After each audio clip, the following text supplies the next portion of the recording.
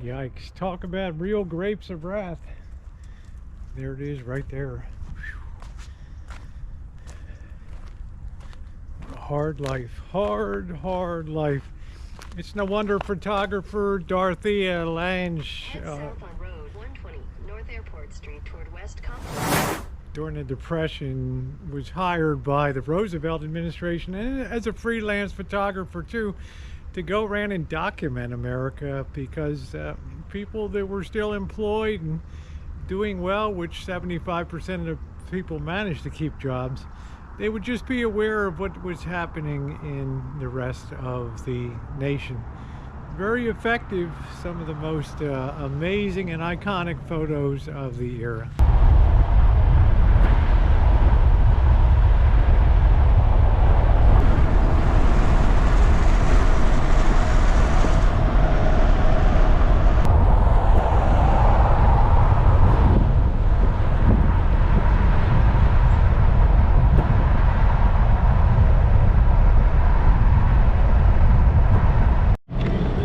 Little rascals really starting to see and show the miles. 103,000. Rosie's travel vehicle. I got matching side swipes on the back here. Thank you. Traveling in style. Stop and get a cup of coffee. Coffee keeps me fueled on the road. You'll notice as we get down the road that the gets a lot drier and the air quality gets poorer because the valley starts narrowing in as we get to Bakersfield, and the predominant wind comes from the northwest, and it blows a lot of the pollution into the southern end of the valley where it gets trapped against the Tehachapi Mountains and Angeles National Forest and going over the Grapevine I-5. So it all gets trapped there, and in winter time it's really bad. You can actually get some health advisories. So just to let you know, also the water situation is terrible here. Many farmers are being forced to pull out their trees and stop planting because of the inability to get water. The state just does not have enough of it to go around, and it's being rationed.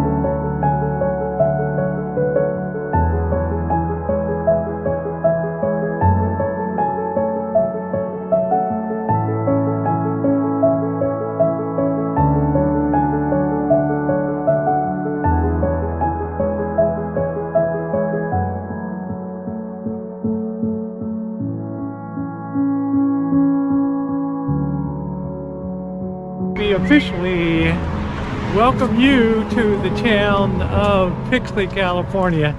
Not to be confused with the fictional town of Pixley from Petticoat Junction and Green Acres. This is really the heart of Grapes of Wrath country in California. And the Great Depression really defined how bad things could get when you were an agricultural worker. To give you a little bit of a background, during World War I, cotton reached as high as 40 cents a pound. The demand was so great during wartime for uniforms, bandages, all kinds of needs for cotton. 40 cents a pound was a princely sum. The cost of living wasn't that high, and there wasn't a lot to buy during wartime anyway. But enter the Great Depression. Once the war was over, there was way too much cotton that had been planted in America. And by 1933, the price of cotton plummeted to the princely sum of 5 cents a pound. You heard me right, 5 cents a pound. Well, by summer of 1933, and remember, you may not know, but California is a huge cotton producer here because the climate is so good. But by the summer of 1933, the workers just could not make it. They were being paid 60 cents per 100 pounds of cotton picked. Well, how much could you make a day? A fairly skilled cotton picker could pick 300 pounds of cotton a day. He would be paid $1.80, and out of that $1.80, he would have to pay housing, food, have to buy his stuff at the company store or company script. It was really almost a life of slavery here in so much of California and in America.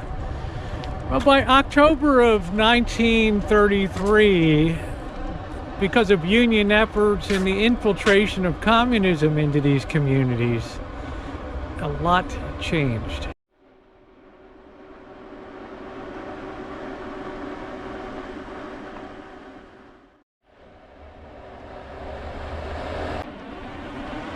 In the early 1930s, communism was not yet really a dirty word in America, and in desperation, a lot of Americans were drawn to the idea of equality for everybody. We should all earn the same wage. Some people are living like rich fat cats, the Wall Streets, the bankers, and we're out here 60 cents a pound picking cotton and just destroying our health. Just trying to just to basically survive. It was a mantra.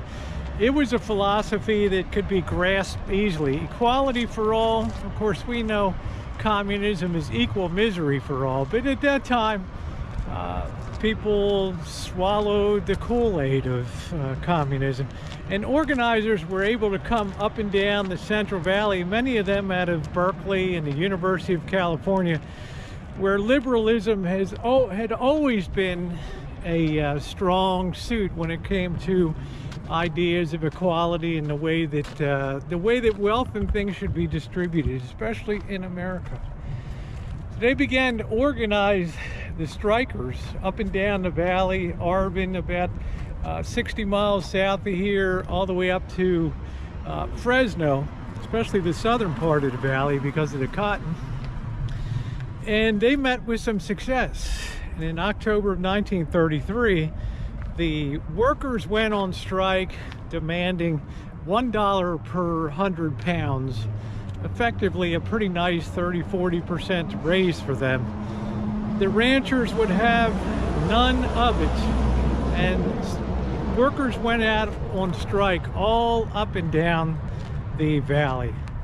Of course, the ranchers were having no way were they going to do that, because in truth of the whole matter is that cotton had plummeted from, as I said, from 40 cents a pound during World War I to 5 cents a pound.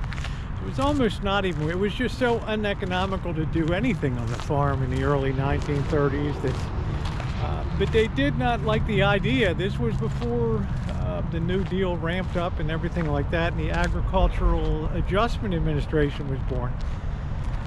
So there wasn't really a lot of recourse. But the farmers, the owners, ranchers, they wanted the cotton picked. They wanted the crops harvested, get what you can get, be happy with it. But with the strike on, there was nothing that they could, nothing was being harvested up and down a lot of the valley. Well, in October, middle October of 1933, right here in Pixley, they had a huge meeting. There used to be a gigantic labor union hall here in Pixley that's long gone now, and there's a picture of it. It was enormous. And a lot of the agriculture workers were rallied to come down by the communists, the organizers and the socialists. Planned a big event, a big rally. Well, on a fateful day in October of 1933, as the group was rallying, a group of about 20-30 ranchers, owners, showed up and started to descend on the group. And there's some little bit of lack of clarity exactly what happened. But the ranchers opened fire. Some number, I think two laborers were killed, and quite a few people were injured that day. And it was an event that galvanized the nation and really put some wheels under Roosevelt's New Deal agricultural legislation. A little further down the road, in a place called Arvin, around the same time in October 33, they had bad clashes with beatings and death, and it all became known as the California cotton strikes of 1933. Quite a sad and tragic note in American history, but you see around here today, I'm not really sure if things are that much better.